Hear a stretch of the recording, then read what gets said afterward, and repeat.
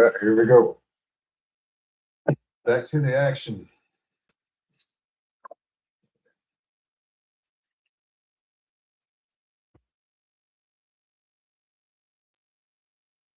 Let's go with interpersonal communications, chapter 3. All right. Okay, it's fine. Didn't need it. All right, we are on self-image, chapter 3. So this is the three selves proposed by, was it Carl Rogers? Yeah, Carl Rogers. Okay. Self-image, the first one. An individual's self-image is a view that they have of themselves. If we go back and look at the attributes that we've listed in this section, think about these as laundry lists of possibilities that impact your view of yourself. For example, you may view yourself as ethical, trustworthy, honest, and loyal. But you may also realize that sometimes you're also obnoxious and mean. For a positive self-image, we will have more positive attributes than negative ones. However, it's also possible that one negative attribute may overshadow the positive attributes, which is why we also need to be aware of our perceptions of our self-worth. Self-worth. Self-worth is the value that you place on yourself. Self-worth is the degree to which you see yourself as a good person who deserves to be valued and respected. Unfortunately, many people judge their self-worth based on arbitrary measuring sticks like physical appearance, net worth, social circle, clique, career, grades, achievement, age, relationship status, likes on Facebook, social media followers, etc. Interested in seeing how you view your self-worth? Take a minute to complete the contingencies of self-worth scale. According to Courtney Ackerman, there are 4 things you can do to improve your self-worth. The contingencies of self.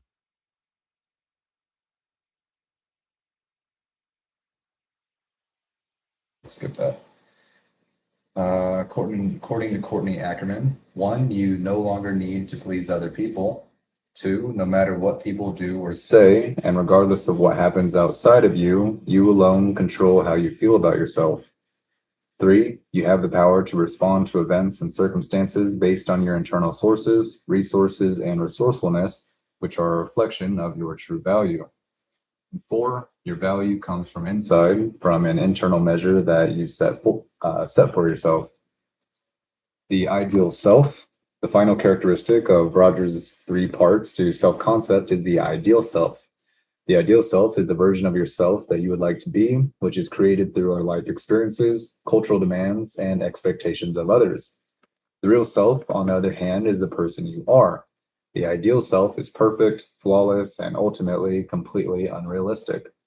When an individual's real self and ideal self are not remotely similar, someone needs to think through if that idealized version of oneself is attainable. It's also important to know that our ideal self is continuously evolving. How many of us wanted to be firefighters, police officers, or astronauts as kids? I wanted to be something more. Definitely not police officer, they suck. One of you may still want to be one of these, but most of us have had our ideal self evolve as we learn things. Like as you get older, you realize police officers are corrupt and shitty. So yeah, that's not something to aspire to. Nobody should want to do that. That's a super shitty job. Super disreputable. 3 selves working together.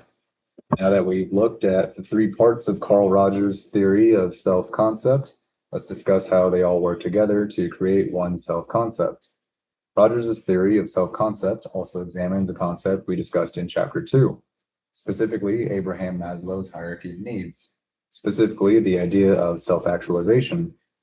In Rogers' view, self-actualization cannot happen when an individual's self-image, self-worth, and ideal self have no overlap. As you can see in figure 3.1, on the left side, you have the 3 parts of self-concept as very distinct in this individual, which is why it's called incongruent, or the 3 are not compatible with each other. In this case, someone's self-image and ideal self may have nothing in common, and this person views themselves as having no self-worth. When someone has this type of incongruence, they are likely to exhibit other psychological problems. On the other hand, when someone's self-image, ideal self, and self-worth overlap, that person is congruent because the three parts of self-concept overlap and are compatible with each other. The more this overlap grows, the greater the likelihood someone will be able to self-actualize. Rogers believed that self-actualization was an important part of self-concept because until a person self-actualizes, they will be out of balance with how they relate to the world and with others.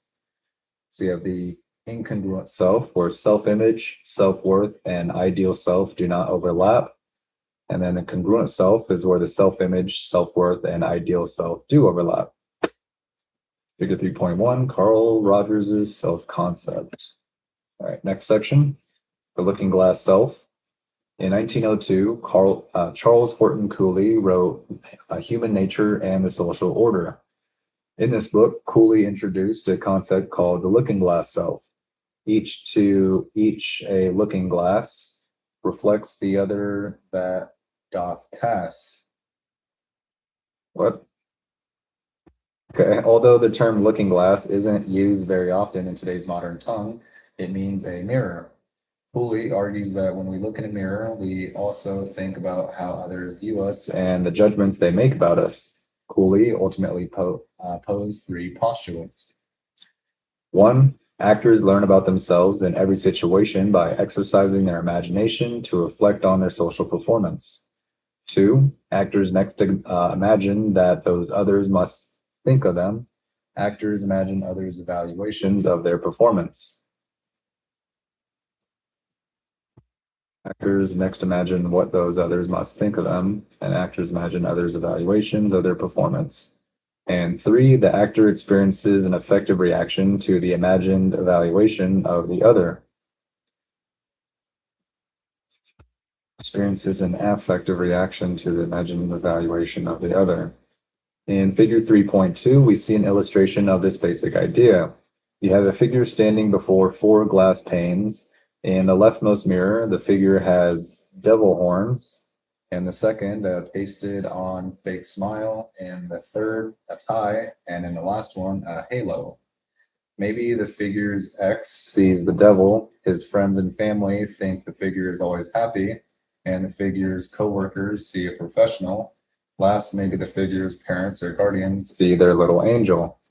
Along with each of these ideas, there are inherent judgments, and not all of these judgments are necessarily accurate, but we still come to understand and know ourselves based on our perceptions of these judgments. Figure 3.2, the looking glass self. Ultimately, our self-image is shaped through our interactions with others, but only through the mediation of our minds. Because we perceive that others are judging us, we also shape our facade to conform to that perception. For example, if you work in the customer service industry, you may often feel that you are expected to smile. Since you want to be viewed positively, you plaster on a fake smile all the time, no matter what's going on in your personal life. That's like, yeah, no, it's literally being a server and a bartender. Yeah, you get that. It's kind of like a server voice, like you like, hi, how are you? What can I do for you today? And like it's like, yeah, server face or server talk or server voice. I'm well aware of that. And that is, got a lot of experience with that. It is draining though. Holy shit, it sucks the life out of you, man. It feels so draining. It's very energy intensive, at least for me. Like I don't like some people are good at being fake and stuff like that. I'm sure that's what makes some people great at being actors. But like being able to imagine and play and assume some role that isn't themselves. They're basically able to be like more chameleons, you know, which is good in some ways, and I don't know, has pros and cons there. Others may view you as a happy-go-lucky person because you're always in a good mood. Thankfully, we don't do this all the time, or we would drive ourselves crazy. Fuck yeah, dude. Hell yeah. Feel like you're going, trust me, like you're in the moment feeling like you're going crazy. Like at least I was like, I just feel like, dude, I'm driving myself insane, just putting on this fake face and trying so hard to pretend to like people or be happy around people and shit like that. But yeah, no, there's other stuff that you just learn and deal with and stuff like that, and you genuinely learn to be happy, like thinking about other things. And so you can use the happiness while thinking of other memories to put on a happy face for other people you're dealing with that kind of piss you off or annoying or demanding or whatever. Doing noise all the time. Instead, there are certain people in our lives whose judgments we worry about more than others. Imagine you're working in a new job. You respect your new boss, and you want to gain their respect in return. Currently, you believe your boss doesn't think you're a good fit for the organization because you're not serious enough about your job. If you perceive your boss will make you more, or if you perceive your boss will like you more if you are a more serious worker, then you alter your behavior to be more in line with that, with what your boss sees as serious. In this situation, your boss didn't come out and say that you are not a serious worker, but we perceive the boss's perception of us and his, her, or their judgment of that perception of us, and altered our behavior to be seen in a better light. Self-esteem. One of the most commonly discussed concepts in intrapersonal communication is an individual's self-esteem. There are numerous books in both academic and non-academic circles that address this idea. Defining self-esteem. Self-esteem is an individual's subjective evaluation of their abilities and limitations. Let's break down this definition into sizable chunks. Subjective evaluation. The definition states that someone's self-esteem is an individual's subjective evaluation. The word subjective emphasizes that self-esteem is based on an individual's emotions and opinions rather than on facts. For example, many people suffer from the imposter syndrome, where they doubt their accomplishments, knowledge, and skills, living in fear of being exposed as a fraud. These individuals have a constant fear that people will discover they are not who they say they are. Research in this area suggests that these fears of being found out are not grounded in any factual or evidentiary basis. Instead, these individuals' emotions and opinions of themselves are fueled by incongruent self-concepts. Types of people who suffer from imposter syndrome include physicians, CEOs, academics, celebrities, artists, and pretty much any other category. Again, it's important to remember that these perceptions are subjective and not based on any objective sense of reality.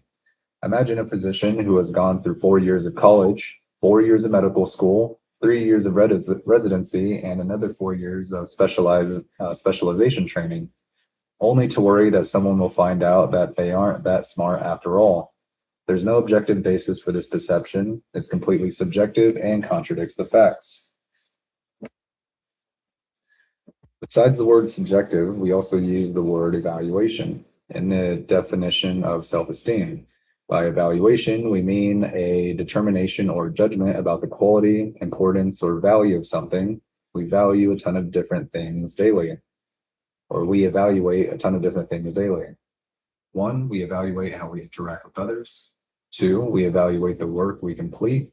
And 3, we also evaluate ourselves and our specific abilities and limitations. Our lives are filled with constant evaluations. And do two more sections. We got abilities and limitations. We'll read those and then move over to I'll probably read the instructions for the nonverbal immediacy assignment. All right, abilities. When we discuss our abilities, we are referring to the acquired or natural capacity for specific talents, skills, or proficiencies that facilitate achievement or accomplishment. First, someone's abilities can be inherent or natural, or they can be learned or acquired. For example, if someone is 6'6", has excellent reflexes, and has a good sense of pace, they may find that they have a natural ability to play basketball that someone who is 4'6", has poor reflex speed and has no sense of pace simply does not have. That's not to say that both people cannot play basketball, but they will both have different ability levels. They can both play basketball because they can learn skills necessary to play basketball, such as shooting the ball, dribbling, or the rules of the game, etc. In a case like basketball, professional level players need to have a combination of both natural and acquired abilities. We break abilities into two different categories, talent or skills, to help distinguish what we are discussing. First, talent is usually more of an inherent or natural capacity. For example, someone may appear to be the ideal basketball player physically, but they may have zero talent for the game. Sometimes we refer to talent as the it factor because it's challenging to pinpoint why some individuals possess it and others don't. Second, skills refer to an individual's use of knowledge or physical being to accomplish a specific task. We often think of skills in terms of the things we learn or do. For example, most people can learn to swim or ride a bike. Learning this may take some time, but we can develop the skills necessary to stay afloat in the water or to achieve balance and pedal a bike. The last part of the definition of abilities is the importance of achievement and accomplishment. Just because someone has learned the skills to do something does not mean that they can accomplish the task.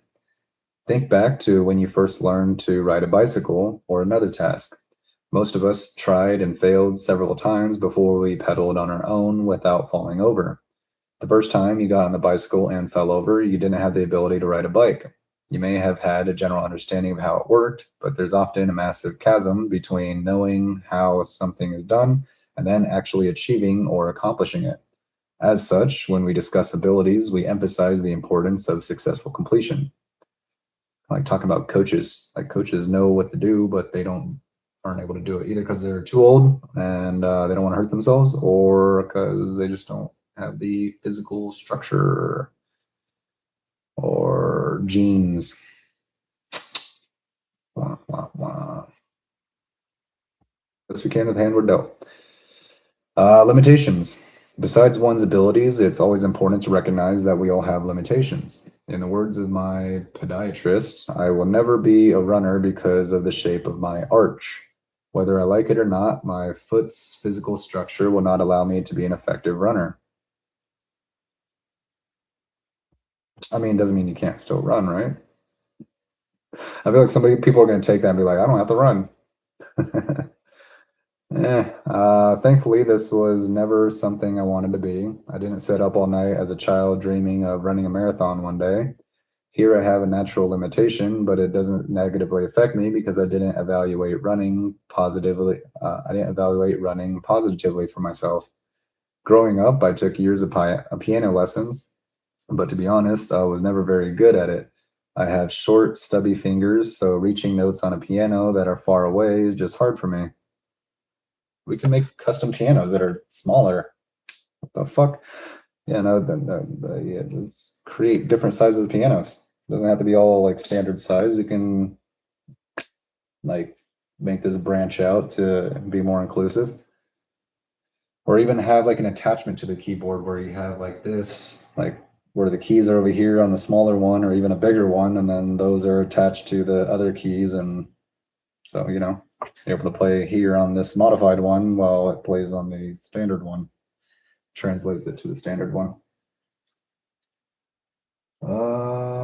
Okay. Yeah, okay. Where were we? To this day, I wish I were a talented piano player. I am disappointed that I couldn't have been a better piano player. Now, does this limitation cripple me? No. I mean, you probably didn't see it, but me as an engineer, I'm able to see that this is a marketing opportunity. This is we can sell this. Okay. Just like different versions of pianos or different attachments that can have smaller keyboards translate to bigger keyboards, or bigger keyboards translate to the standard keyboard. Yeah, we can definitely make this more available to people. Not an issue, not for an engineer. We all have limitations in what we can and cannot do. When it comes to your self-esteem, it's about how you evaluate those limitations. Do you realize your limitations and they don't bother you, or do your limitations prevent you from being happy with yourself? In understanding limitations, it's essential to recognize the limitations that we can change and those that we cannot. One problem that many people face when it comes to limitations is that they struggle to differentiate between differentiate between various limitations. If I had wanted to be a runner growing up and then suddenly found out that my dream was impossible because of my feet, then I could go through the rest of my life disappointed and depressed that I'm not a runner. Even worse, I could try to force myself into being a runner and cause long-term damage to my body. Uh, so, chapter 3, nonverbal immediacy and phubbing.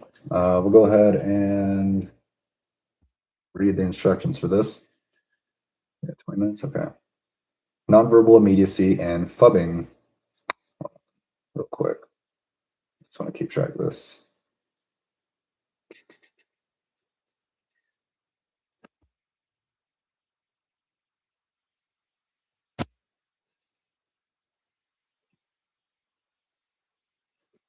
Just gonna go ahead and keep track of what I've been doing. Chapter 3.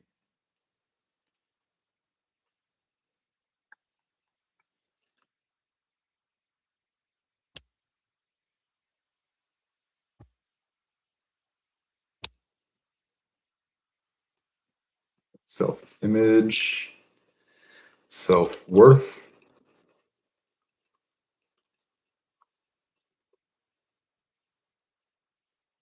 ideal self,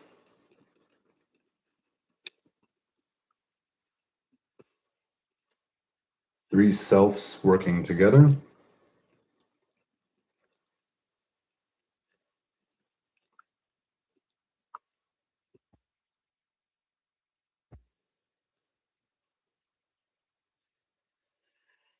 looking glass self,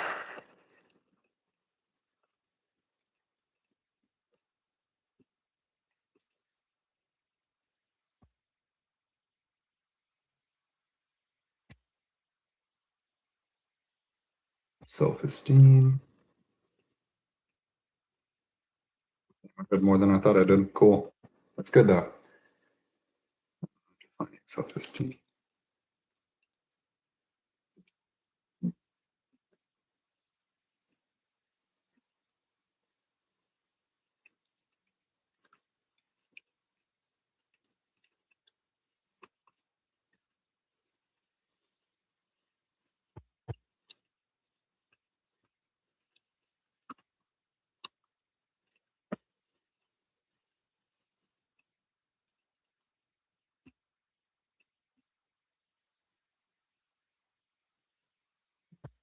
Pick back up on self-esteem and communication.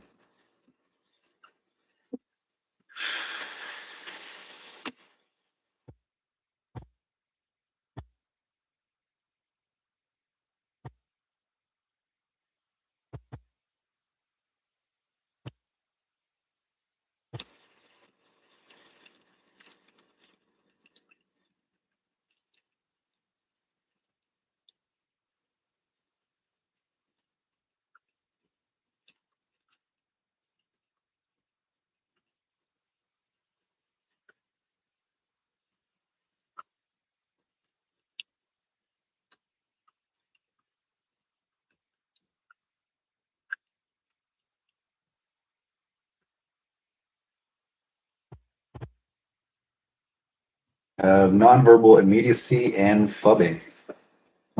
All right, next assignment here. Another one worth 25 points. Woohoo! Get that money, put me on the scoreboard. All right, purpose. This assignment explores how nonverbal immediacy and phubbing shape your interactions with someone important to you. Nonverbal immediacy, for example, eye contact or closeness, fosters connection, while phubbing or phone snubbing can disrupt it, impacting relationship satisfaction. You'll assess these behaviors using two measures and reflect on their interplay. Task. You'll use the nonverbal immediacy scale, which is self-completed, and the partner phubbing scale, completed by a close friend, family member, or romantic partner. Choose someone who will take this seriously. In each response, connect your observations to nonverbal immediacy. For example, physical closeness or vibe, or phubbing, such as distraction or relational impact. Using concepts from this assignment or readings. Step 1, complete the nonverbal immediacy scale online and note your score. Step 2, download the partner Phubbing scale and have your partner complete it about you. If they are unavailable, estimate their ratings based on past interactions, explaining your reasoning. Step 3, discuss both scales with your partner for 20 to 40 minutes. Share your immediacy score, then ask, which immediacy behaviors do I show most? How does my phone use affect our talks? Listen openly, asking only clarifying questions. Read and watch the following information. Nonverbal immediacy is a display of involvement with the other indicated by physical closeness, eye contact, forward posture, etc. Notice the difference of nonverbal behaviors in the two photos below. On the left side, you see evidence of nonverbal immediacy between the two men. Both men are turned toward each other, leaning in and smiling. In the right photograph, the two women are displaying what is known as non-immediate nonverbal behaviors. In other words, disconnection or lack of involvement. Both seem checked out and maybe even angry. Relationship scholars have long been concerned about the type of nonverbal behaviors that create connection or immediacy with others. Consider nonverbal immediacy to be the vibe you send to others during a face-to-face conversation. The nonverbal immediacy scale is a measure that has come out of this research. You'll be completing and scoring the measure as part of this assignment. Additionally, recent scholarship has explored the impact that the mere presence of phones has on face-to-face conversations with others. When friends are checking their phones while you're trying to tell a story, how does that influence your communication? This action is known as phubbing, which is a behavior that gets in the way of nonverbal immediacy. Take a moment to watch this video about phubbing. You probably won't be surprised. Oh, all right.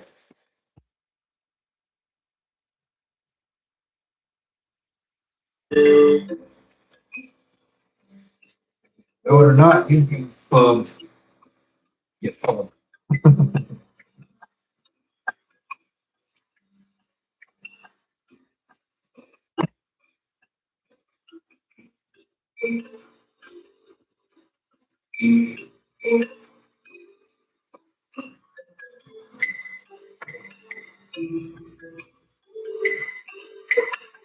For the head. Go. Here, puppy. Here, Blake. Give attention. Let's go.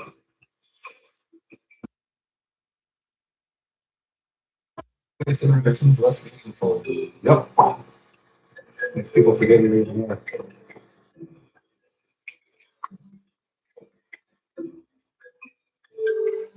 It's kind of a defense mechanism used by people to try to make themselves seem invisible because I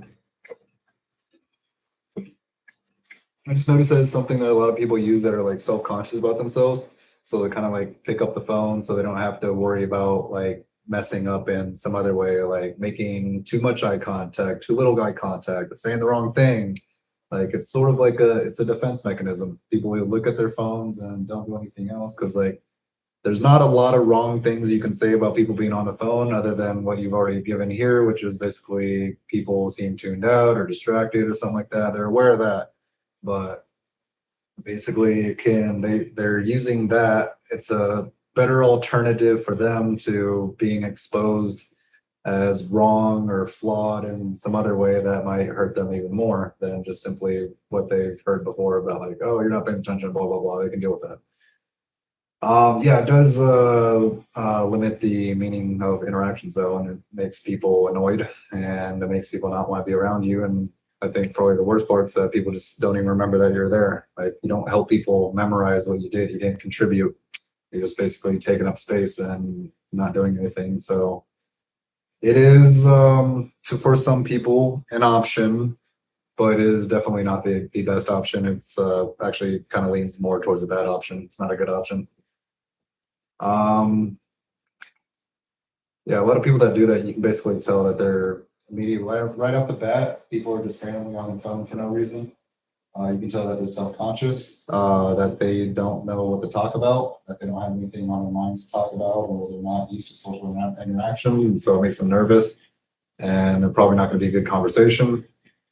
Yeah, just the whole phubbing thing says a lot about you, man.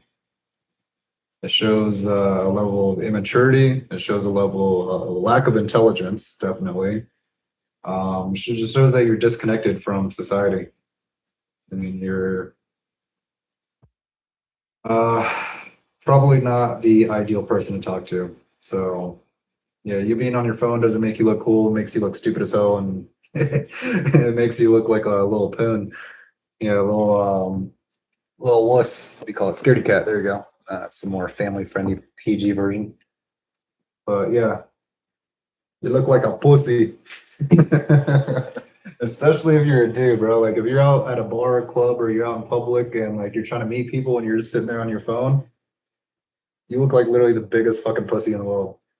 And girls recognize that. And then same thing with women, like this, don't be hypocritical. This applies to you too, where women, like you just seem disrespectful or basically like, it takes a lot of effort to get your attention. And if there's girls that eventually a guy meets a girl and then she gives him a lot more and he has to put the same effort or even less effort into the new girl than into you, then that's like a natural thing for men. Like we're gonna want efficiency. We're gonna prefer the woman that gives us either the same amount of results or more for the same amount of work or less. And so, yeah, the whole phubbing thing on the female side is you just don't seem interested. It takes too much work. I want to say like high maintenance. I mean, it could imply high maintenance, but it basically says that you're kind of desensitized. You're not that much fun. You don't have anything to talk about. You're not that creative. You're not really involved in things. You're not going to go out and explore and seek opportunities. So basically, as a woman, it just shows you that you're just taking up space and useless as fuck. So yeah, both men and women. This is applicable to both in different ways, similar ways and different ways. Let's just go ahead and fucking continue.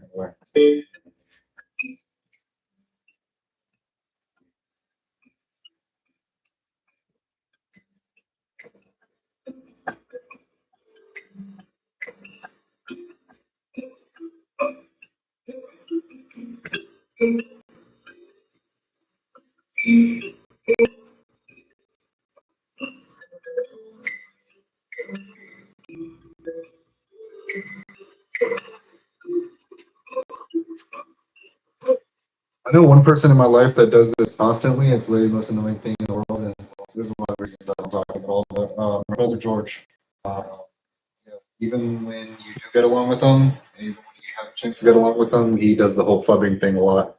Like he's on his phone, like working and shit, and like he'll literally be in the middle of talking to him and be like, "Oh, hold on."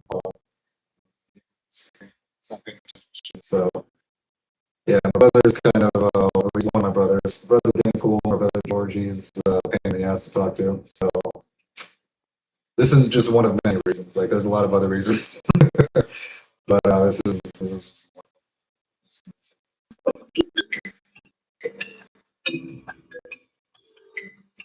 what'd you say? What? What'd you say? Chocolate?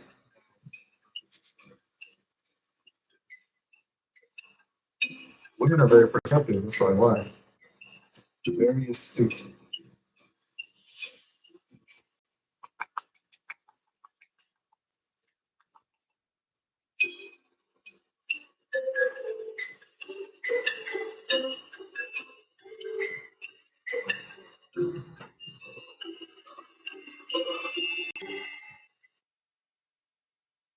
Just use your words. I feel like that could have been a much shorter video if you just said that stuff instead of making us read it. In a way, that could be the fact that taking more time, investing more time, kind of helps you train a little bit better. There's that aspect of it. But yeah, this could have been a much shorter video, like 15 to 30 seconds. Thanks for wasting my time. To an extent, no, it was sort of informational, I guess. Believe it or not, Phubbing is a subject of scholarly research. I've placed links below to resources that give more details about Phubbing research and its impact on relationships. And step 4, with this background information in mind and both scales completed, one by you and one by your engagement partner, ask your engagement partner to explain their ratings on the partner Phubbing scale to you. Listen openly without interruption, only ask questions that clarify, not to disagree. Share your nonverbal immediacy scale results with your partner. Discuss the results of both scales. Finally, write your responses to the assignment questions below. All questions should be answered with at least one paragraph and referring to nonverbal terms and concepts you get. Referring to nonverbal terms and concepts you learned is a plus. Credit. Answer the questions below in paragraphs for 5 cents each. Using complete sentences and specific examples, optionally include your scale scores or summary. 1. What was your nonverbal immediacy scale score? How does it reflect your typical behaviors? For example, eye contact, posture, and what did your partner's feedback reveal about this? 2. How did your partner rate your Phubbing on the partner Phubbing scale? Discuss one specific behavior they noticed and how it aligns with or surprises you. How might your Phubbing affect your nonverbal immediacy in this relationship? Propose one change to improve connection using a concept from the assignment. Criteria for success: complete both scales, discuss with your partner, and answer all questions in paragraphs with correctness concepts. See rubric full details. There's a rubric. Cool.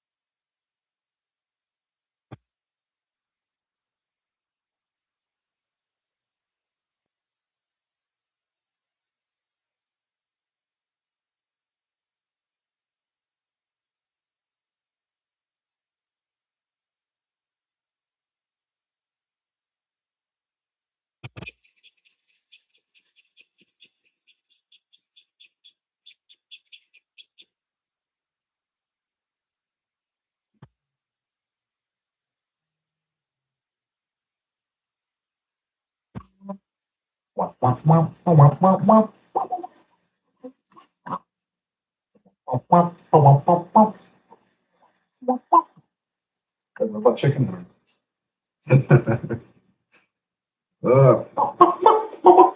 It is definitely robot chicken. God damn, dude, for literally what was it, about 2 weeks straight, I was watching like nothing but robot chicken. Because I remember hearing about it as a kid, but I was never got exposed to it as an adult. And so I was like watching it like, holy shit, I got these jokes and this is fucking hilarious. And I was just like binging that shit. Literally watching like what, fucking 13 to 16 seasons or whatever it is all within a couple weeks. Dude, I had the craziest dreams and nightmares both. Like, dude, watching nothing but robot chicken is not healthy. I wouldn't recommend it. It is, it'll fuck you up for a little bit. Like, because like, dude, there's a lot of horrific shit that happens in robot chicken. So I think, let's say, kind of limiting the quantity of intake there. God damn, I had some wild dreams. Like, holy shit.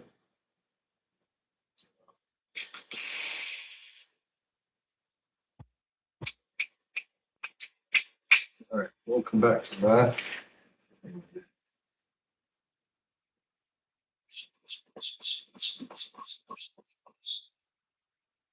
9 minutes.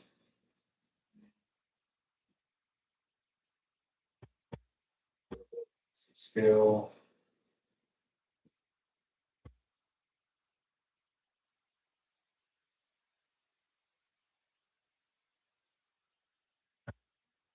The arms to gesture. Let's bring it over here. Bring it around town. Go. I use my hands and arms to gesture while talking to people. Let's say often. I touch others on the shoulder or arm while talking to them. Occasionally, it depends on who it is. If it's a dude, I am not touching you. I don't know. I just feel like, I don't know. Dudes can turn very hostile very quickly, and I'm like, I don't trust that. Hold on. I use a monotone or dull voice while talking to people. Rarely. I look over or away from others while talking to them. Occasionally. I don't know. Never really cared much for the idea for eye contact. I'm like, if I'm saying something, I'm usually like thinking about stuff and trying to imagine it in my head, and like, so my eyes are gonna wander. Like, if you're making me like look straight at you the whole entire time, I'm not gonna be able to like think as freely. So like the whole idea of like making contact, I mean, I'll check in, I'll look back at you, stuff like that, just to show you, I'm like, yeah, I'm still talking to you, I still see you, I recognize you, I know you're there, but I don't see the point in having to like just stare at somebody while you're talking to them. Like, I think it's creepy as fuck. Makes me it's extremely uncomfortable. It's like, dude, I'm the dude, like, what the hell are you doing? Super weird. All right. I move away from others when they touch me while we are talking. If it's a male, yes, I don't want to be touched by men, but if it's female, I don't want to do right in the middle occasionally. Never. That one is situation, definitely depends. I have a relaxed body position when I talk to people. I don't know. I feel like I always want to do something. Like, I want to be more productive. Like, just sitting there and talking to people usually isn't my favorite thing to do, because I like being able to build things and like use my imagination and like feel like I'm doing something productive, like either adding something, subtracting something, or changing something, modifying things like constantly. I'm like, let's go, go, go, go, go, go, go, go. So relaxed body position, I say rarely. I frown while talking to people. I don't know. I've been told I have RBF, and other times I've been told I have a great smile. Depends on who I'm talking to, probably. I avoid eye contact while talking to people. I don't intentionally avoid eye contact, so I'll say never on that one. It's just something that kind of happens as I'm talking to people, as I'm thinking about whatever else. But it's not an intentional avoidance, no. It's not like that's something out of fear or whatever. I have a tense body position while talking to people. Often. I sit close or stand close to people while talking to them. Nope. Rarely. If it's female, yeah, like if they're an attractive female, usually I'm like, I don't mind, again, touch, proximity, I don't mind that at all. If it's a dude or somebody I'm not like attracted to, then stay over there. My voice is monotonous or dull when I talk to people. Never. Just like talking for like 2 minutes and we're like that pretty quick. I use a variety of vocal expressions when I talk to people. Often. I gesture when I talk to people, very often. I'm animated when I talk to people. Occasionally, depends on what it is. I have a bland facial expression when I talk to people. I don't know. Impress me. I move closer to people when I talk to them. Occasionally. I look directly at people while talking to them. Often, I guess. I am stiff when I talk to people. Occasionally. I have a lot of vocal variety when I talk to people. Often. I avoid gesturing while I'm talking to people. Ever. I can lean toward people when I can lean toward people when I talk to them. or I lean toward people when I talk to them. Yeah, that's probably rarely. I typically don't really like to be too close to people. It's not because of like what do you call it, germophobia. Like I'm not germophobic or anything. Like I just don't like being that close to people. Since I don't know, I don't trust people that much. I feel like I'm just gonna go around and get shivved or something like that. Somebody's gonna like fucking just stab you in the throat or some shit. I don't know. I'm like I've seen too many movies, probably, and been to in too many other environments to trust people just standing behind you or I don't know doing shady things. I maintain eye contact with people when I talk to them. Occasionally, I try not to sit or stand close to people when I talk to them very often. I lean away from people when I talk to them. Say occasionally, often. Yeah, it's like the thing I hate most is like when people, one of the things I hate most, like when socializing with people, is when you have a person that really likes to be close to you when they talk, and I'm just like, dude, I want a fucking like selfie stick or like a pole just to be able to like hear, like just like hold it out right there, and like, here, don't come any closer, just stay over there, at least like what 6 feet apart. I would say I don't know, like that's a good distance, like me between me and yeah, like this computer, what's that, like at least 3 to 4 feet, like a good distance. I smile when I talk to people. Really depends on who it is.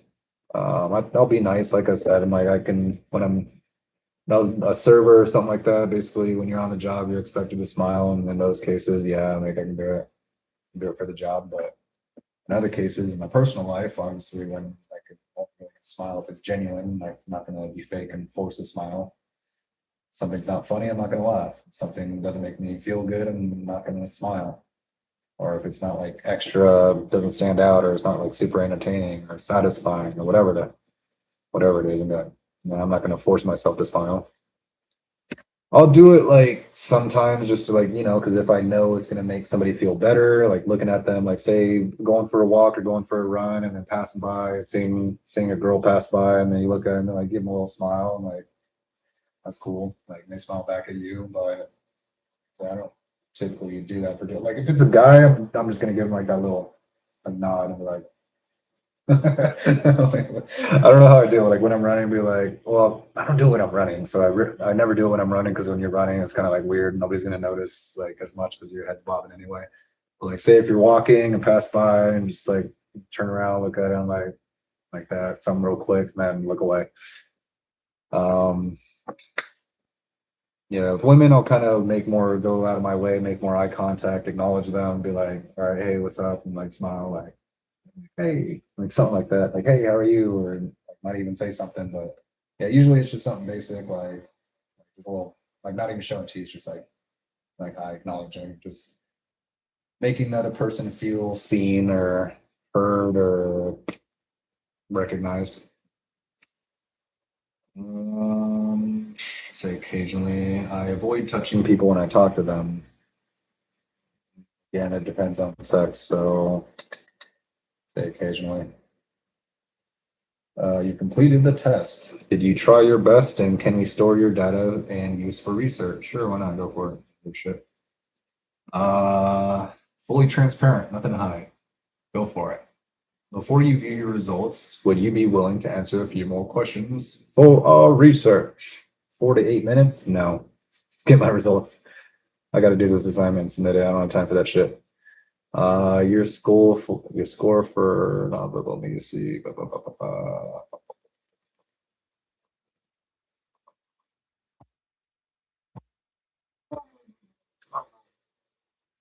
All right.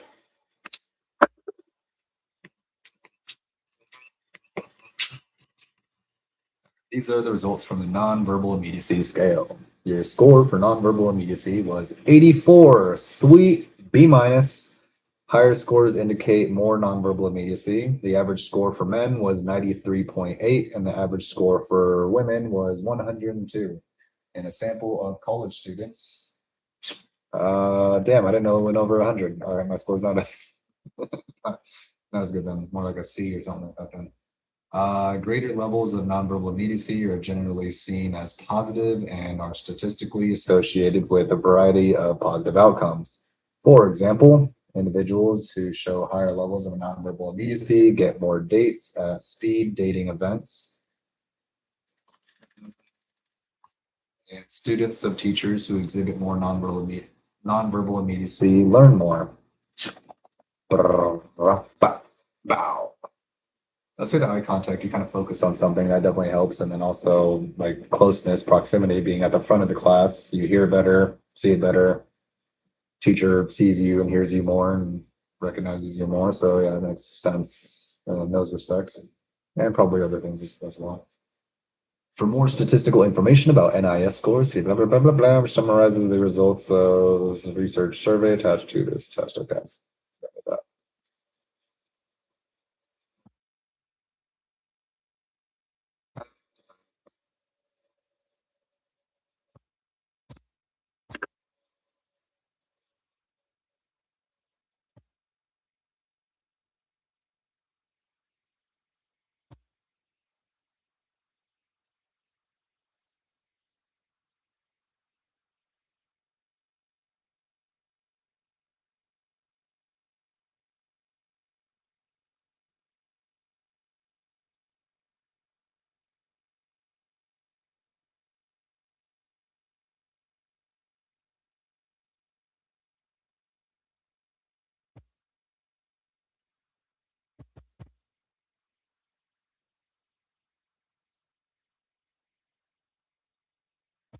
Respond to this guy. Look, bud.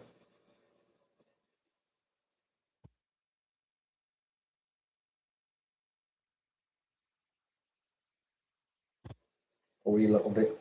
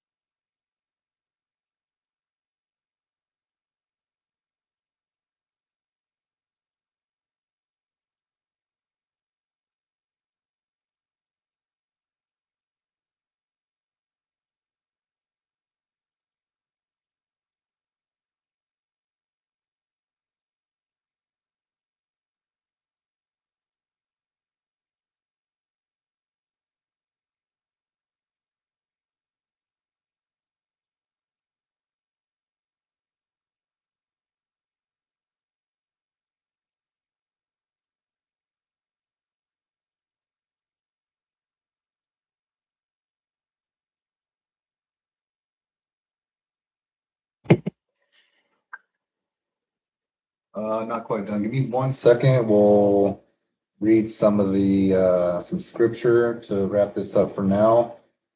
and then we'll come back. Score.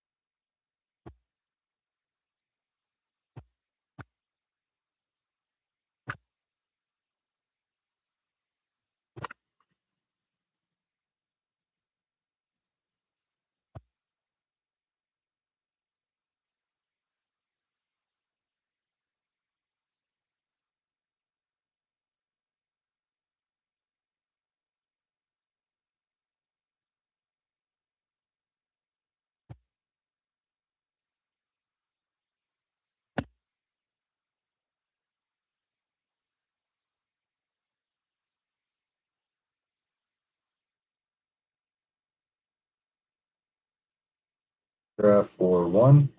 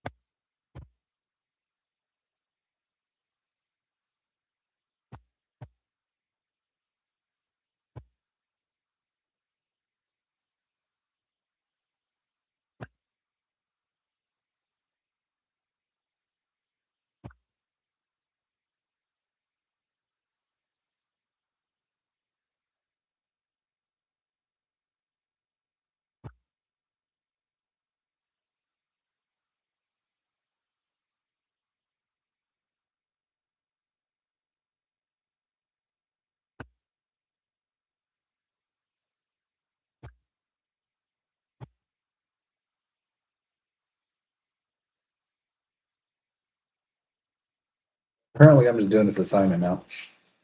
I just kind of got carried away and I just started doing it. Oh yeah, let me check something. Sorry.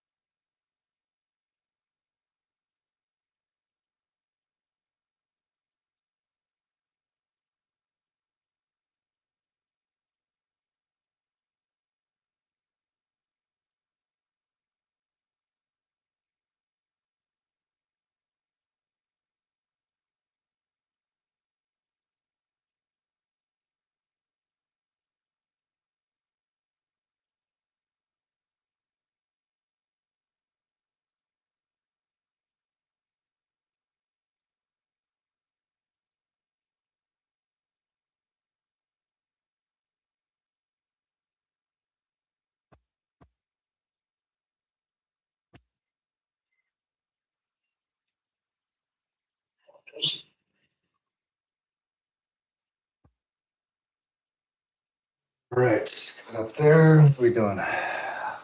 This is something to Haziel. Like it. Go again, up again.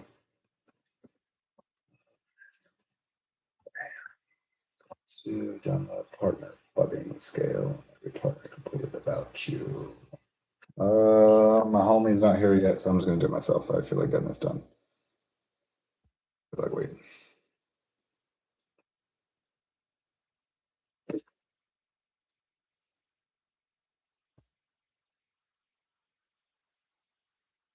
Wait, what? It's PDF. All right.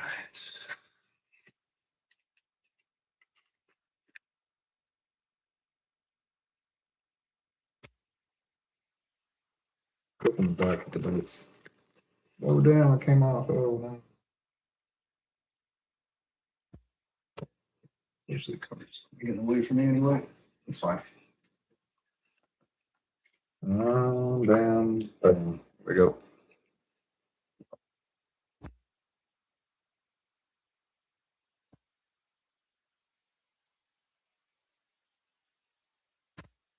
Partner Phubbing. First, assess your relationship. Let's go. During a typical mealtime that my partner and I spend together, my partner pulls out and checks his or her cell phone. And say sometimes, like, say if the conversation just completely dies, then I'll be like, kind of go on Instagram real quick, be like, oh, you saw that? And then boom, get a conversation going, and then put the phone away while the conversation's going. And I don't know, it's almost like a crutch sometimes, but I wouldn't rely on that too much because, like, it would be much better to rely on creativity and actual contribution to conversations. Yeah, having to rely on your phone as a crutch or other things as a crutch is kind of as it kind of demonstrates incompetence and no bueno. I just put an X there. Let me put a so two.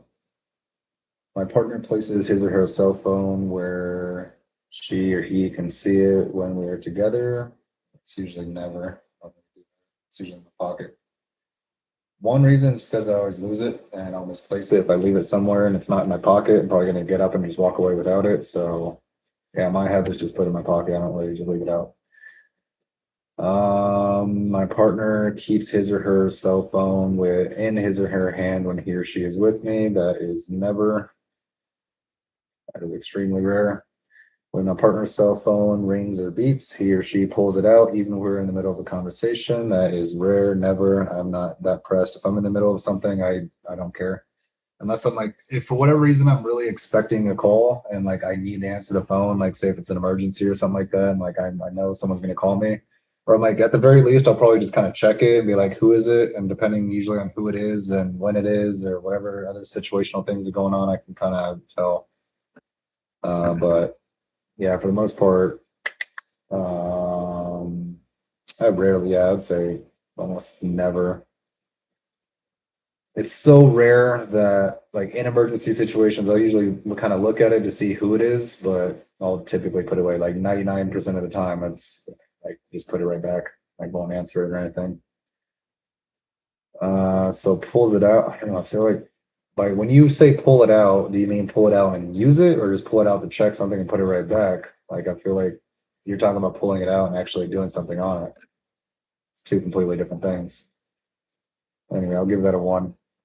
My partner glances at his or her cell phone when talking to me. That is never. That is disrespectful. I don't like it happening to me, and I'm not going to do that to others. I like to lead by example and show people how it's done. E, 1, 2, 3, 4, 5, A, B, C, D, E. During leisure time that my partner and I are able to spend together, my partner uses his or her cell phone. Say sometimes. Depends. I don't know. I don't really care but for using my cell phone all the time. It's just like it's a tool sometimes, but I'm usually working on my laptop, trying to create my own ideas.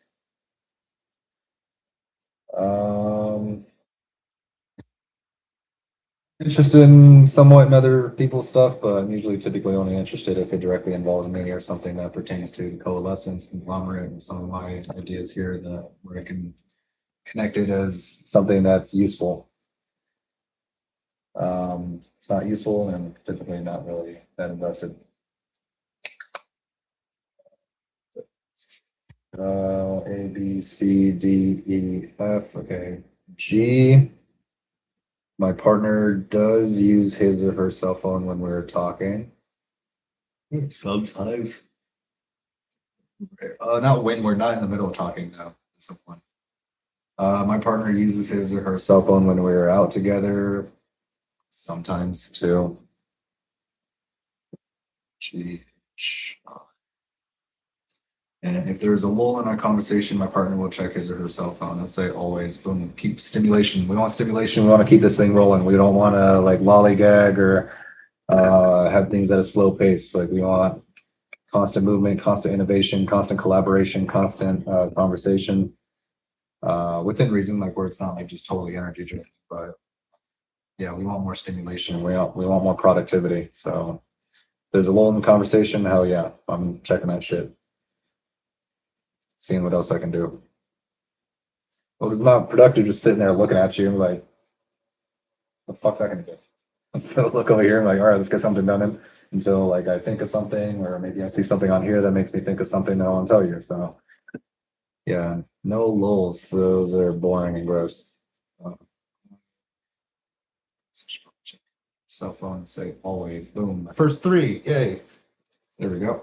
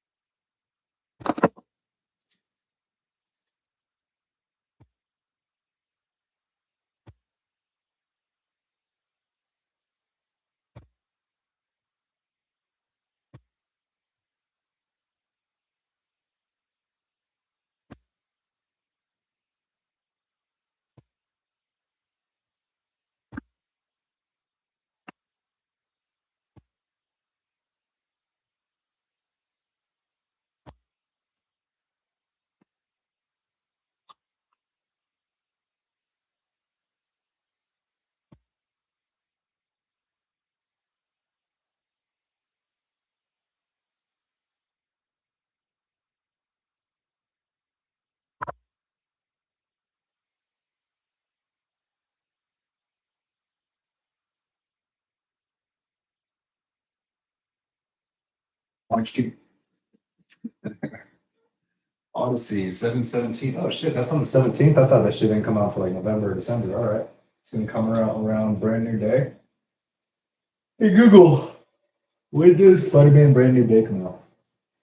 In the United States of America, Spider-Man Brand New Day will be released on July 30th.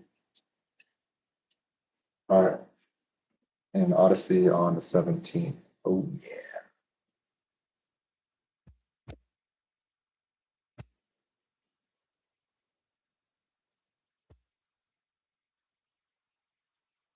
Say that. I want a reminder. I need to go on opening night. Yeah, I'm a huge Marvel nerd, man. Marvel movies are definitely best seen on opening weekend where you got all the other Marvel nerds together with you and you're just like, oh, I'm home, family. One of us, one of us, one. But yeah, no, it's super hype, man. Because like these people, especially the ones that are invested in like the comic books, the MCU, and all the movies and everything like that, or they know what to cheer for, they know what to look out for, they know the characters, and like you see somebody come up, you're like they like fucking go crazy applauding, laughing at the jokes. Like it's just so much more hype watching on opening weekend. I got to, man. Definitely missing out if you don't go to a Marvel movie on opening weekend. I mean, for like a big movie, nothing like the Marvels or something like that. That movie sucked. But yeah, for like Spider-Man, you got Endgame, you got all the Avengers movies. You got the Shang-Chi was pretty cool. Wish they'd do the Punisher, like season 1, season 2, and then the Daredevil shows where the Punisher's in. I think that'd be cool if they showed that in theaters. It's a TV show, and I think Netflix has the rights to it, or somebody does. Disney? I don't know. Who knows? Yeah, opening weekend is hype.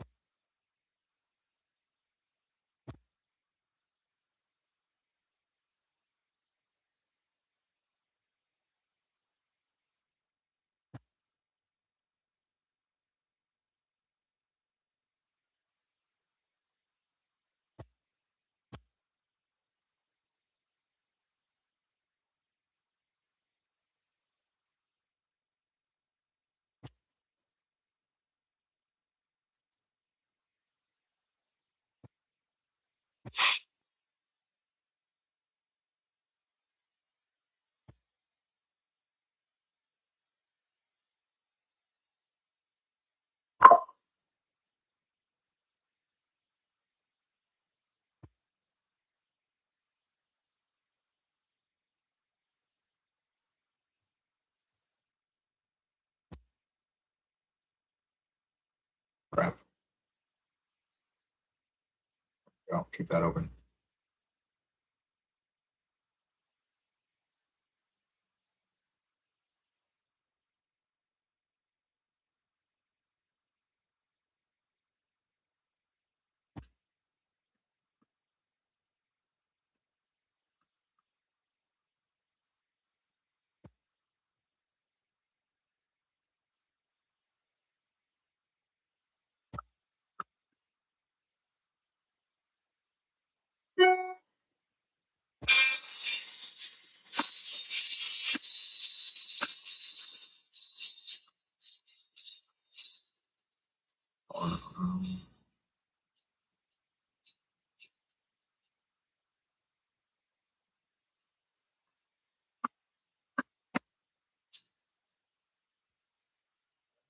¿Cómo estás? Finally off work? Doing good. Just kind of work on my phubbing assignment. I guess I could have used you for this. I was working on this before, but I have a partner phubbing scale that phubbing is basically like snubbing people in conversation using your phone. So it's kind of a combination between the two words. So it's basically when you're having a conversation with somebody, but like they're looking at their phone the whole time. Like, I mean, you've probably seen that before, right? Like it's kind of annoying when somebody's doing that. So that's one of the things in interpersonal communication we're covering right now. I have that's the assignment I'm working on right now. Yeah.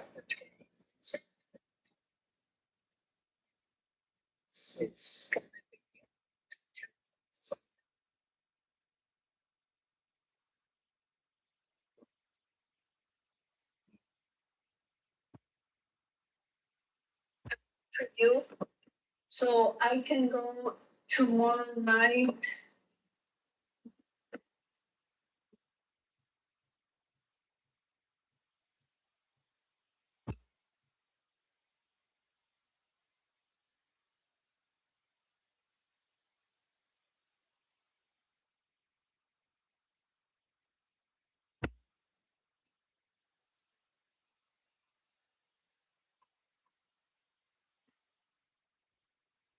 Three hours or something?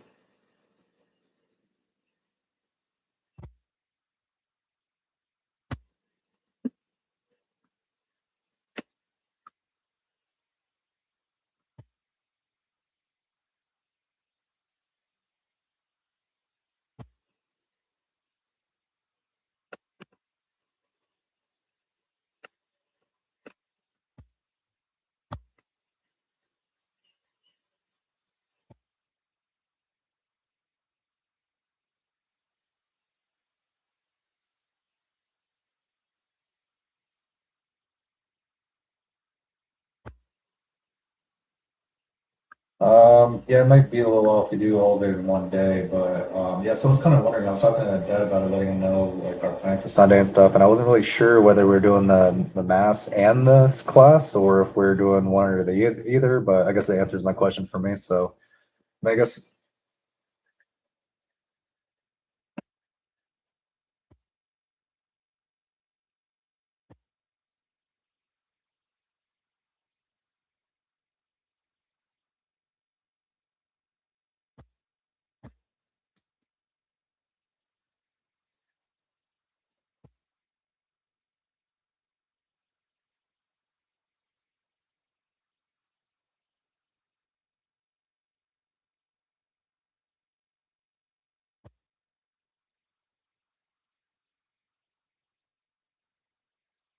okay.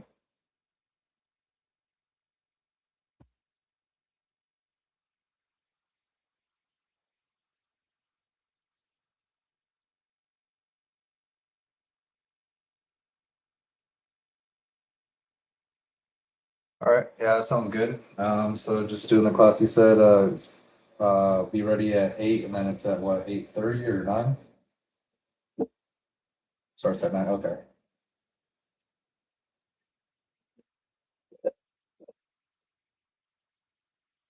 Okay.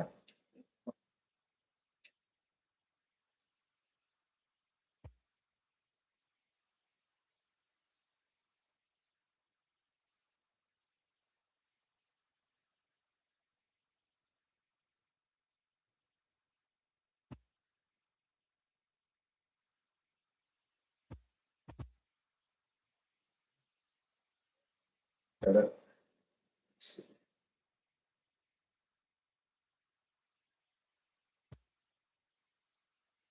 Oh, it's in the note. I see it right here.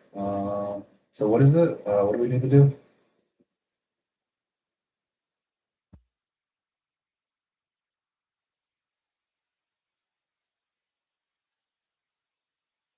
Okay.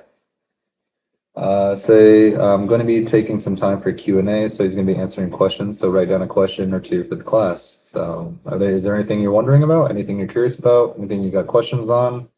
Actually, just comes to mind. I already think of one thing for sure. It's like just kind of reading the Bible and stuff. I've been on like page 26, kind of going a little slow, but I got plenty of questions. Trust me. I actually, you know what? I'll just bring the Bible. I have other notes and stuff like that. I'm sure I have a load of questions. Yeah, no, so it said a question or two, so like two questions max. So maybe you can do one or two, and then I can do one or two.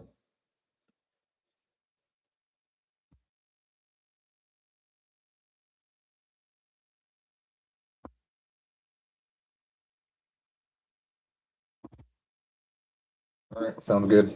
All right. So it's Deacon Phil. Is he like the older one with glasses? I feel like I've met him. Like, right? Yeah, okay.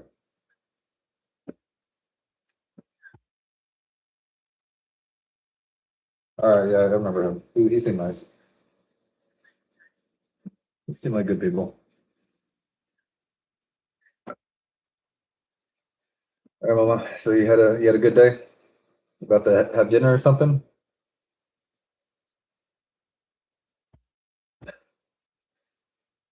Oh, I should. Sounds good. I mean, like maybe just I always like recommend just getting more sauces and spices. Usually, no matter what you're eating, throw enough sauce or spice on it, it tastes amazing. Because I had was it the last night the leftovers I had from the Montauk?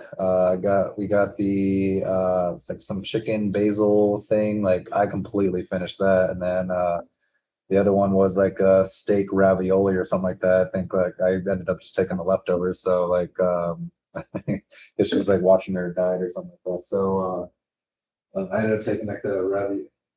What was it, like it's almost like the same look of the pasta that you had in the fridge that one time, like kind of twisted in like tomato shape, but it's with like a vodka sauce and it had like steak in it, like all like so good. And then I was even telling Dad that your that lemon ricotta sauce that we got at Costco, like I mixed that with all the chicken and I was gonna throw the tortellini in hot sauce and put it really good. But we're gonna pick up that.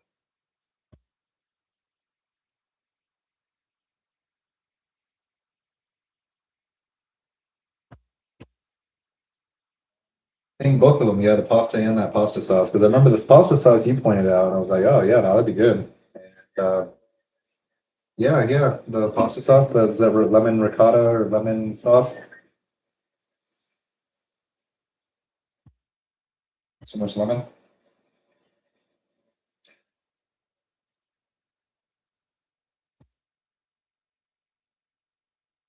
So throw like some extra.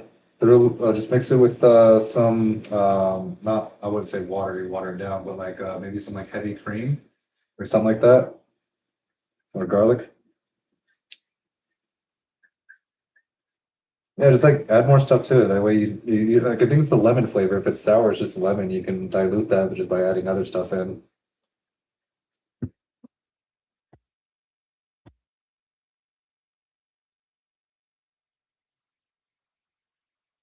It's a unique flavor, definitely unique.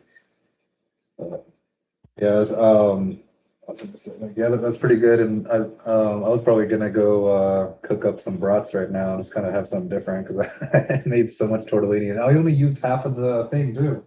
And I had so much and like from just half of the thing, when I cooked it in the pot, it like expanded and so like, it basically filled up my whole entire big container. I was like, oh damn. And so I only cooked. I still have half of what we got from Costco was still in there. So yeah, it makes a lot. So I've got plenty of food here, but I kind of want to switch it up. I'm tired of tortellini, and I need to go for more runs. And it's been hot all day, so I don't know if I want to go now before it gets too dark or what. It is, yeah.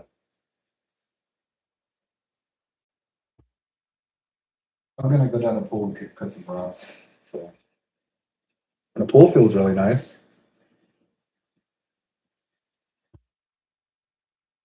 I cook them on the skillet sometimes too. I'll just kind of chop them up into little slices, throw them in there, make like little meatballs sort of kind of thing.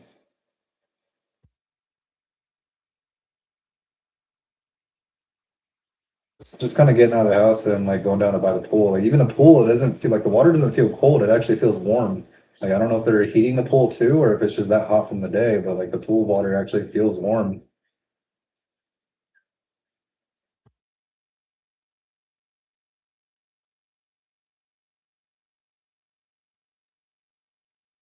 So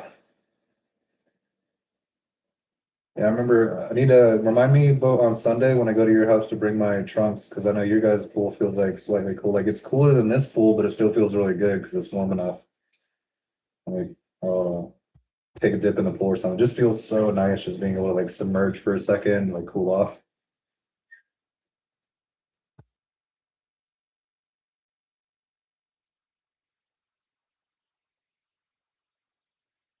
If you're working, are you able to be on like an inflatable tube? Because I'm sure you still have Wi-Fi connection outside, right? So you can connect to the Wi-Fi and then just be floating in the pool working, and, like taking conference calls.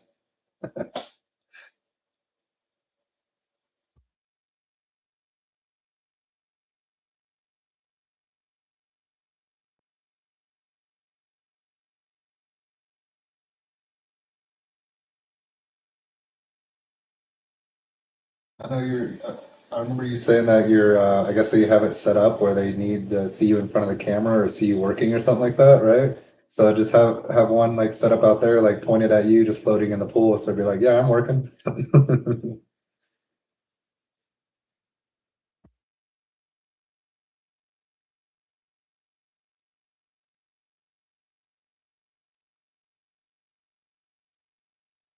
I don't know. Yeah, I should do the same. But yeah, I have looking at this one, I have a couple questions. One that I think of like off the bat, and then like other ones I'm like, I don't know. I just want to keep them like I don't want to be asking like super intense questions at all. I'm like I'll kind of dial it back a little bit, but so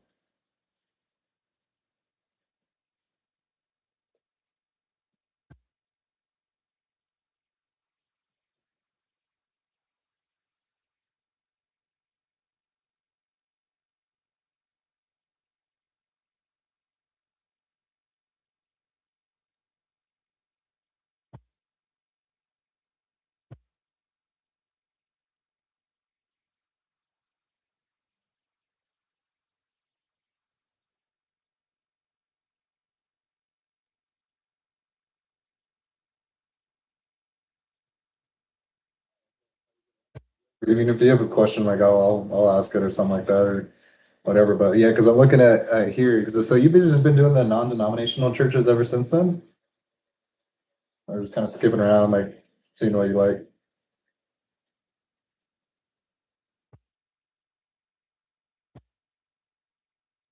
Because I remember there's one, God, was it Florida? Is that like big white church? Was the Baptist church? I thought it was. Is that what it was? Yeah, I think so. Like I remember we lived there a few times. Yeah, it was so long. I can't remember the church itself. Literally, like the only vague memory I have of it's like maybe the outside of the building. Like I remember like being white and kind of square, like sort of like blocky shaped or whatever. But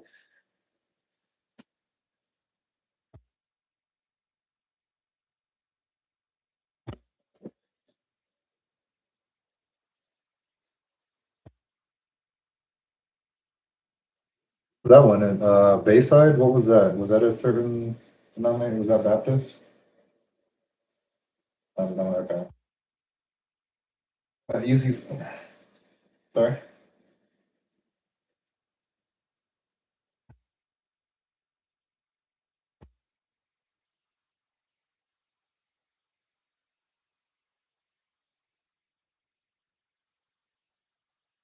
I don't think it was that one. I remember it was a church we went to multiple times. Like we went there more than once. That one sounds more familiar.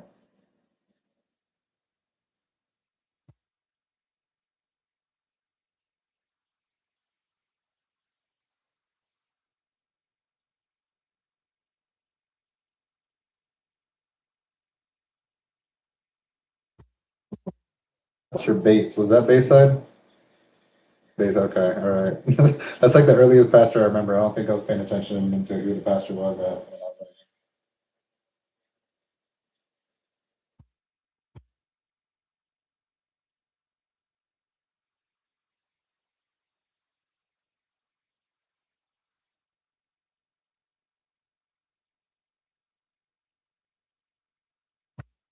good reminder, because I need to probably do the same thing. Just I don't get a lot of emails really, but still I need to keep updated. I can let me go check my mail. Let me do this. Step out of the house.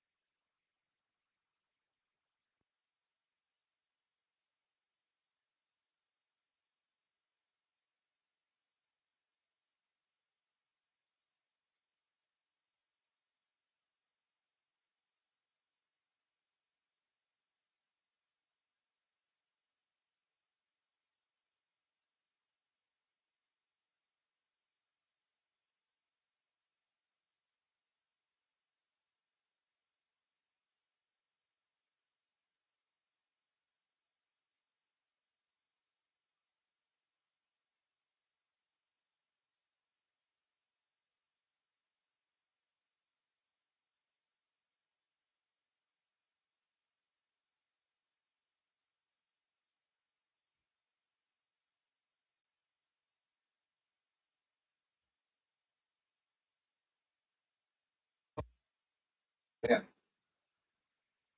I completely forgot about the recording. Whoops. I have to check on you.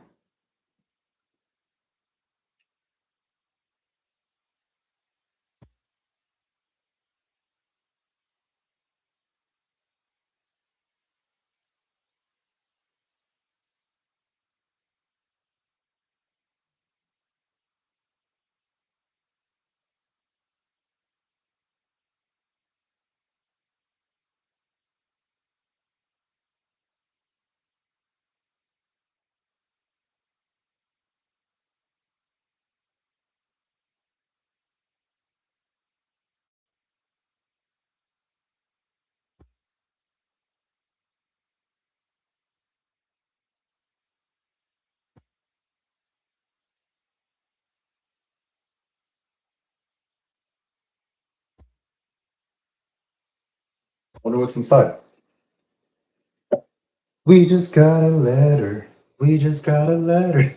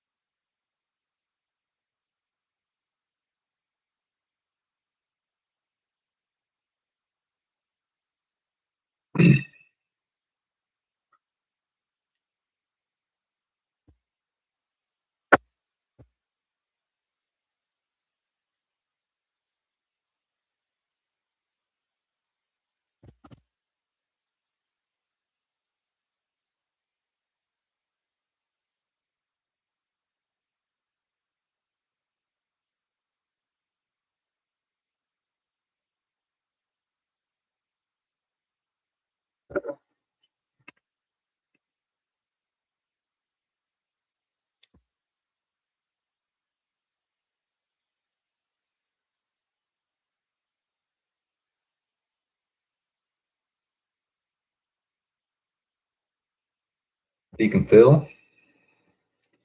See you Sunday. See you Sunday, sire.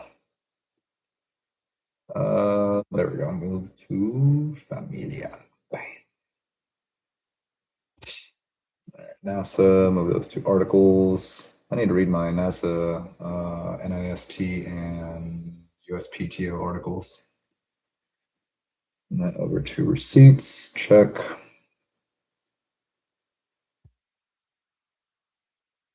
Let's see. Just need to create a new file for finance.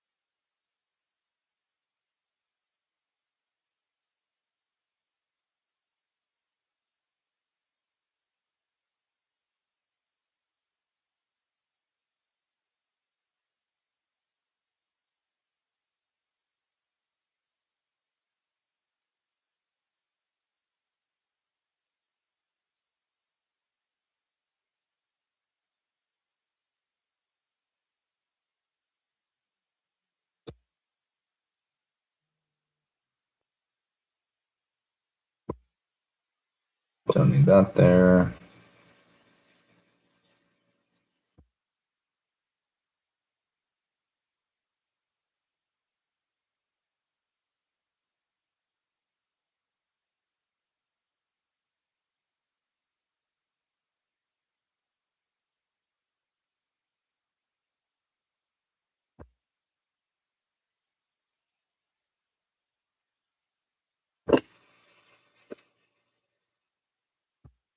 Tuition and due by July 27th, 2026. So we got 17 days.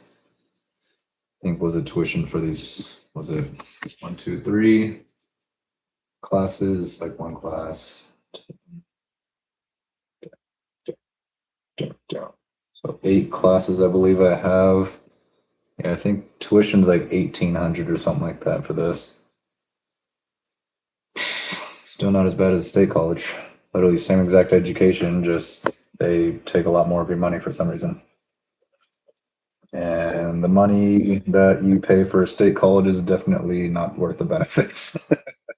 It's just a waste of fucking. Let's say community college for the prerequisites and stuff like that. State college only for like the bachelor's degrees, masters, and doctorates and stuff like that. Later down the road, I'd say the prerequisites like that, there's no need to go to state college for that. You're literally just gonna be throwing money down the drain. Literally same exact education, just for whatever reason you're paying more money for them because they have to pay for their buildings and other crap. So don't be a sucker. Mm-hmm. Server assistant, no, I'm not an assistant to anybody. No. Server, maybe. Assistant, no.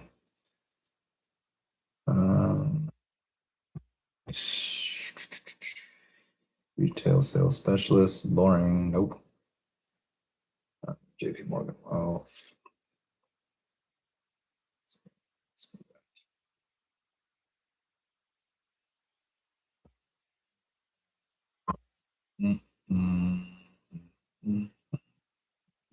Updates there.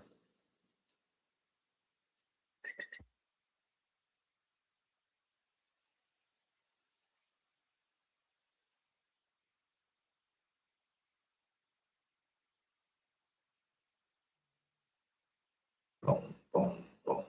Like that. Homework discussion, smart book. Let's open a second one, double check just to make sure we did the exam. She keeps on sending reminders of exam one, and it's kind of, I feel like it's tripping me out. I just need to make sure I did take. I remember taking a quiz or something. I took the exam, right? Bam. Okay, fucking exam number 1, chapter 18 and 19. Quentin, good job on the exam. The detailed feedback will be available after the submission deadline next Sunday. I apologize for the delay due to the incorrect Canvas due date. Please let me know if you have questions, concerns. Okay. Good job. I don't know. I'm looking at, so what's 7 out of 150? What's that? 127.51 divided by 150. 85. Yeah, B. Just barely scraping over a B plus on that. So, all right, that's cool. I'll take it. Okay, so I have completed exam 1. I was tripping, dude. She keeps on sending updates and emails. Like it must be other people in the class that haven't taken it. So I'm good. Just making sure. Got to double check. Trust but verify.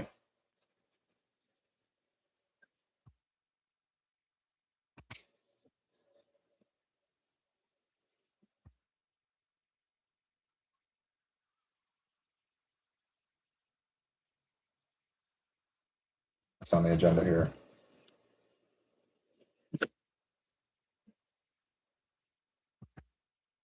Oh, I was in the middle of this. Okay. Oh my god, I was in the middle of doing an assignment. That's what it was.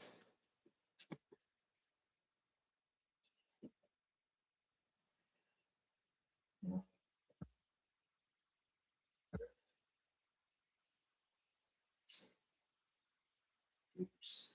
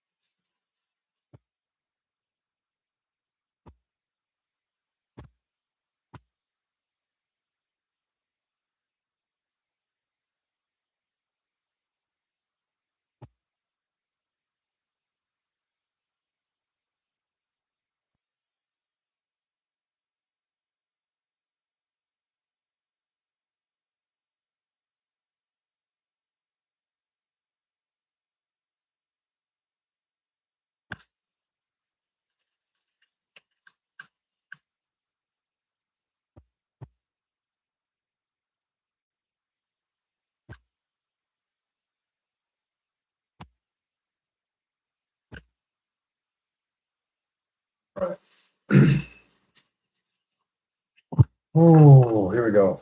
Wrapped up with this assignment here. Just want to double check, see what the rubric is. So make sure I covered all my bases here.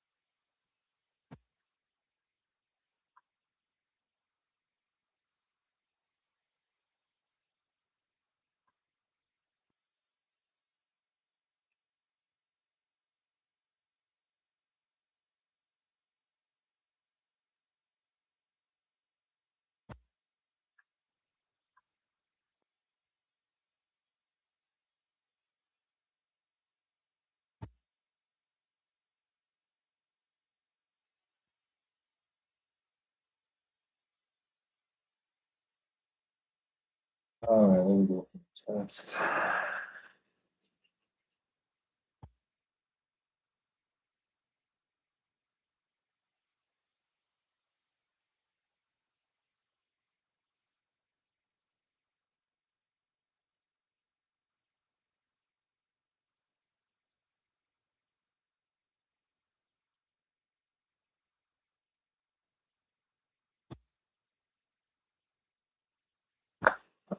Create a file.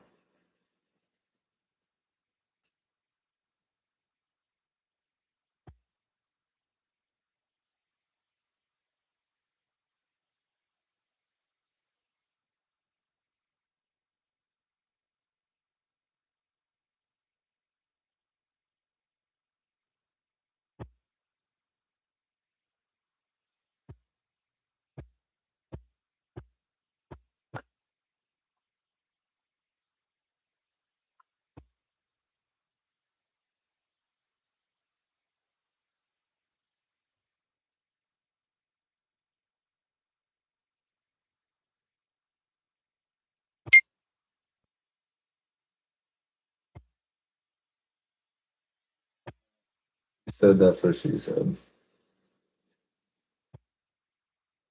Hilarious.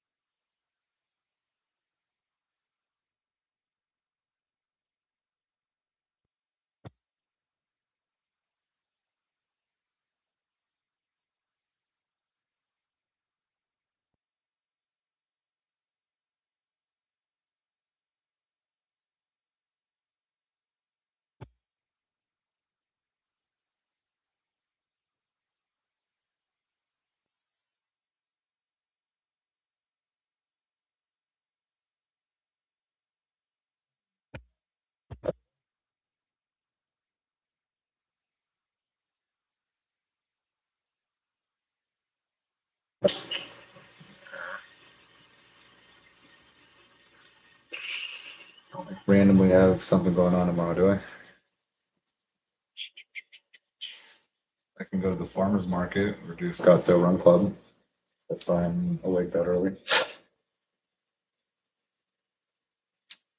I don't know. Maybe. Seems doubtful. I got a lot of other stuff I need to do. Go to the gym on my own time.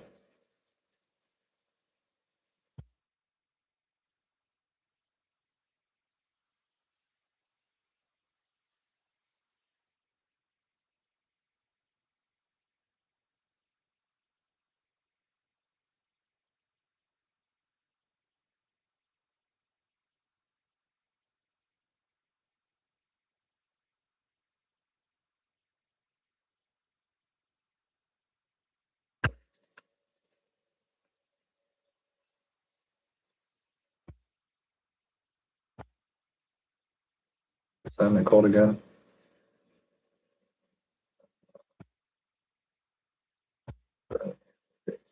Okay. C and Phubbing.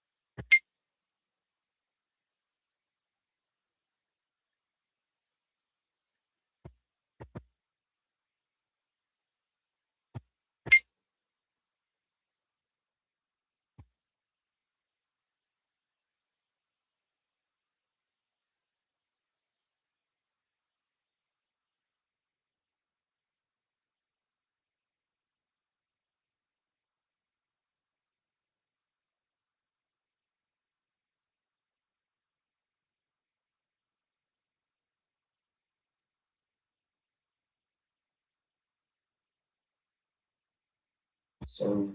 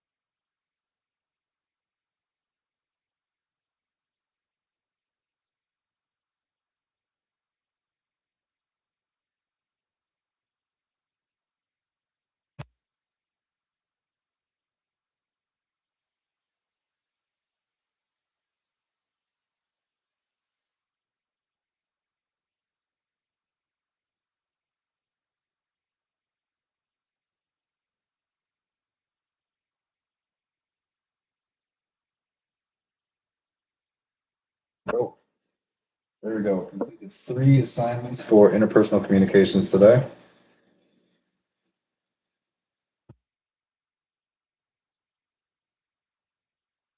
All right, there we go. Nonverbal immediacy and Phubbing complete. Well, we got 2 hours. Let's go ahead and grab some food.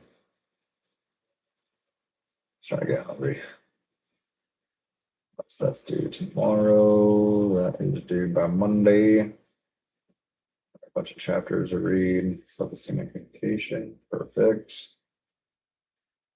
Chapter 20 homework. All right, we gotta come back. So we're gonna go ahead and grab something to eat, and then I'll go ahead and come back, and we'll work on chapter 20 smart book. See how much of that we can get through. We also need to read the textbook as well. So I forgot what we left off on the textbook. Let's see. Check that real quick, and then I'll go ahead and put an end to this video, grab some food, and then we'll come back maybe about an hour or so. And then have the next hour probably be a little bit easier. And just do some scripture, type up some conglomerate notes, and then do some of this managerial accounting smart book here. Track, and we got a lot to do. So let's just find out where we left off on here. So when we come back, we can just go pick up, hit the ground running, and we'll keep on moving quickly. Process operations, process costing demonstration.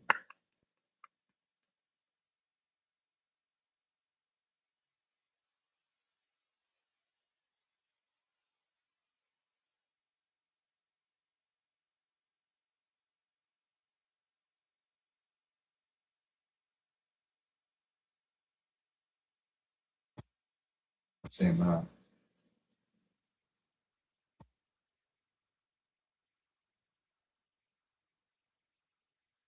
Saying that either accounting for transfers. Is that where we left off? Overhead rate and costs. I don't remember reading that.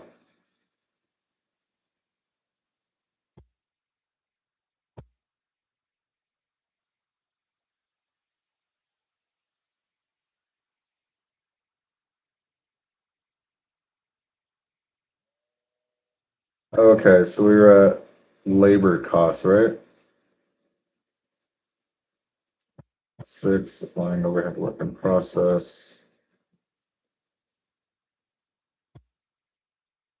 I think this is where we left off. I'll double check. If I'm wrong, then I can go ahead and come back. But all right, we're gonna go ahead and take a break for now. Be back shortly. Adios.